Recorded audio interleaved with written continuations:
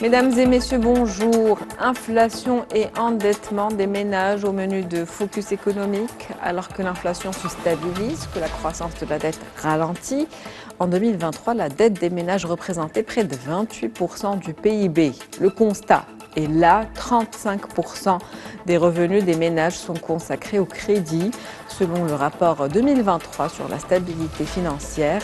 Quel lien existe-t-il entre inflation et endettement des ménages? C'est le sujet du jour.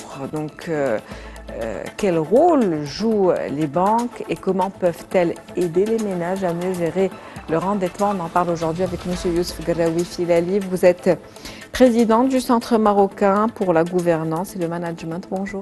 Bonjour madame. Merci d'avoir accepté notre invitation. Merci pour l'invitation. Alors, comment aujourd'hui l'inflation, qui, on doit le rappeler, se stabilise, est plus ou moins stable, affecte le pouvoir d'achat des Marocains? Effectivement, l'inflation depuis 2022, elle a atteint environ 6,5%. L'année 2023, l'inflation est restée aux alentours de 6%. Et pour cette année, nous sommes, si vous voulez, un retour à la normale, une inflation aux alentours de 2,5%. Durant les deux précédentes années, effectivement, il y avait toute une pression inflationniste sur les ménages. Donc, un renchérissement du coût de la vie.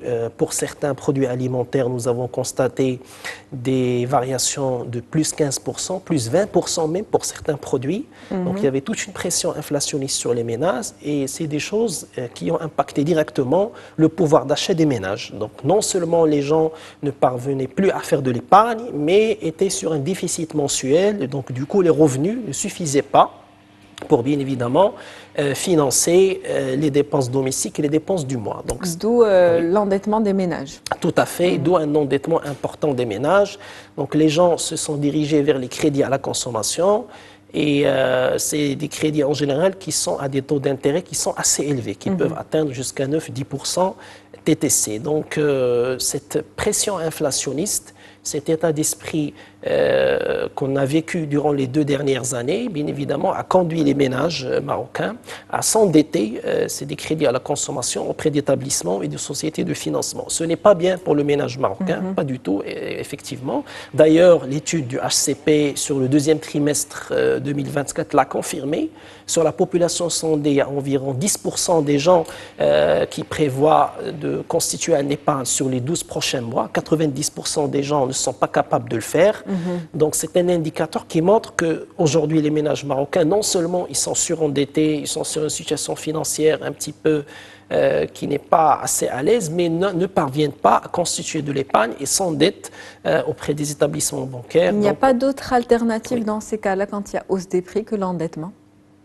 Alors, on peut avoir une alternative, mais il faut travailler beaucoup plus la finance domestique. Donc, il faut aller un petit peu vers la rationalisation des dépenses domestiques. C'est des conseils en général qu'on donne aux gens, c'est de constituer bien évidemment un petit tableau de bord domestique pour un petit peu réguler la finance domestique, un petit peu dire voici nos revenus aujourd'hui, voici les matières essentielles qu'on achète et qu'on consomme, voilà des choses qu'on peut acheter, qu'on peut financer à travers nos revenus, à travers le salaire, etc. Et voilà des choses aujourd'hui qu'on ne peut pas prendre vu, bien évidemment, les prix élevés, vu le renchérissement des tarifs. Mais en général, la culture marocaine, c'est que toujours on cherche à répondre aux mêmes besoins, même si on a un revenu qui sont très limités et que les dépenses sont vers, je dirais, une courbe exponentielle. Donc malheureusement, on cherche toujours à vivre au-dessus de nos moyens et non pas à revoir nos dépenses quand il s'agit de pression inflationniste. Donc mieux gérer son argent, ça pourrait en tout cas éviter d'aggraver l'endettement de certains ménages. Nous avons parlé d'inflation, une inflation qui, on l'a dit aujourd'hui, est stabilisée à peu près de 2,5%. Un pouvoir d'achat qui n'est pas revenu à son niveau normal parce que malgré donc, cette stabilisation de l'inflation, les prix qui avaient déjà augmenté se sont maintenus et les salaires n'ont pas suivi. Donc aujourd'hui, comment se placent les ménages par rapport à cela? Alors les ménages aujourd'hui sont une situation qui est assez délicate parce que tous les sondages, toutes les études prévoit ce qu'on va rester sur ce niveau de prix durant les 12 prochains mois. Ça veut dire que quand il y a un prix qui augmente et qui voit une inflation de 10-15%, il stagne à ce niveau-là. Donc, on ne va pas revenir en arrière, le prix ne va pas baisser. Donc, le prix, il va stagner et il se peut que le prix augmente de 5-10% courant la prochaine année, 2025. Il n'y a en tout cas pas de retour en arrière, ça c'est exactement, sûr. Il n'y a pas de déflation. Il faut que les salaires suivent donc aujourd'hui pour que les ménages puissent en tout cas sortir la tête de l'eau. Tout à fait. Les salaires ne progressent pas avec la même vitesse et donc on subit bien évidemment des hausses au continu. Donc certainement il faut agir sur l'économie domestique, voir les choses qu'on peut abandonner, des choses de deuxième nécessité, mais à terme ce n'est pas la solution. Donc à terme effectivement le ménage soit il doit chercher d'autres alternatives pour faire augmenter leurs revenus, parce que ça ne peut pas continuer comme ça. Et surtout, moi, ce qui me dérange le plus en tant qu'économiste, c'est l'épargne. Donc, l'épargne est une composante très importante de l'économie marocaine.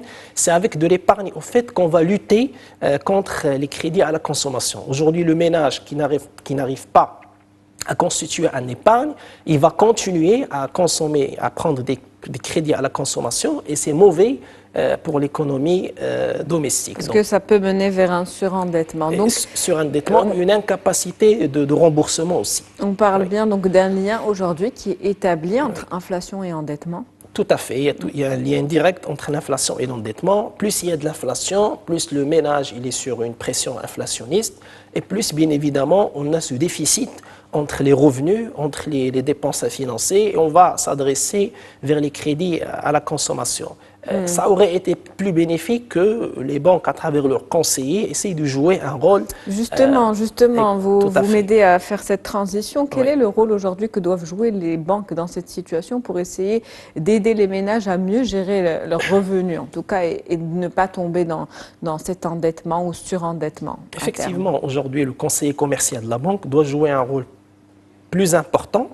Au niveau de la contraction du crédit? Tout à fait. Ou en amont, avant peut-être? En amont, certainement en amont et non pas en aval. Parce qu'en aval, le mal est fait, donc on va proposer des produits de rachat, etc. Mais ça ne va pas résoudre le problème. Je pense qu'il faut agir en amont, sensibiliser, conscientiser bien évidemment le client qu'il est plus bénéfique de prendre des crédits pour faire des investissements, achat de terrain, peut-être à l'acquisition de logements, changement de véhicule quand il le faut. Donc on peut comprendre ce genre d'endettement, mais les crédits à la consommation pour voyager, pour faire l'Eid el-Kbir, etc., c'est mauvais pour l'épargne de la famille, et ça met plus de pression sur le budget de la famille. Donc si on va atteindre les 50% d'endettement, il vaut mieux que ce soit de l'investissement pour le ménage, c'est-à-dire des crédits immobiliers, des crédits pour l'achat, bien évidemment, du véhicule, qu'on peut considérer un investissement à court moyen terme. Quand il va falloir le faire, on est obligé de le faire. Mais idéalement, c'est l'achat de logements, de la construction, des lots de terrain, c'est des choses qui sont importantes. Mais il faut faire attention parce que si on revient par exemple en 2008, la crise des subprimes, c'était des crédits hypothécaires que les gens n'étaient pas capables de rembourser. Aujourd'hui, il y a des pare-feux.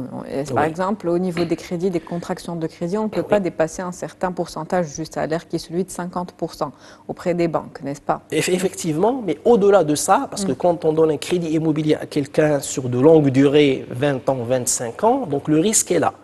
D'accord, il faut que la personne vraiment soit prête pour cet engagement. Elle a une visibilité en termes de stabilité de l'emploi, en termes de revenus, parce qu'un crédit hypothécaire qu'on ne peut pas rembourser, c'est un mal pour le ménage. Donc il faut qu'on fasse vraiment très attention et on se pose des bonnes questions pour chercher bien évidemment les bonnes réponses. Qu'est-ce qu'on veut?